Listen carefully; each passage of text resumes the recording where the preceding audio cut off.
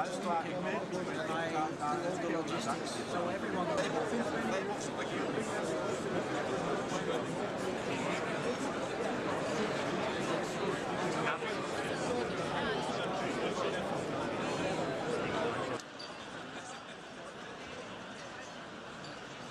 ღვინის ეროვნული სააგენტოსა და ასოციაცია ქართული ღვინის ორგანიზებით დუსელდორფში მიმდინარეობს ერთ-ერთი ყველაზე დიდი ღვინის გამოფენა მსოფლიოში. ეს არის პროვაინი. პროვაინზე 5000-მდე სხვადასხვა მწარმოებელია წარმოდგენილი მსოფლიოდან, მათ შორის 14 ქართული კომპანია იღებს მონაწილეობას.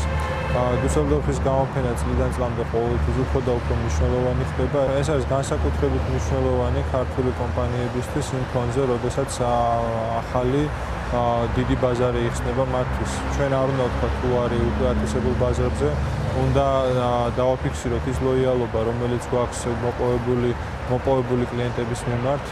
დღეს ქართული ღვინო 40 მეტ სხვადასხვა ქვეყანაში იყიდება და მნიშვნელოვანია, რომ ყველა ამ კლიენტთან, ყველა ამ პარტნიორთან ურთიერთობა სწორედ დუსელდორფის გამოფენაზე ხდება.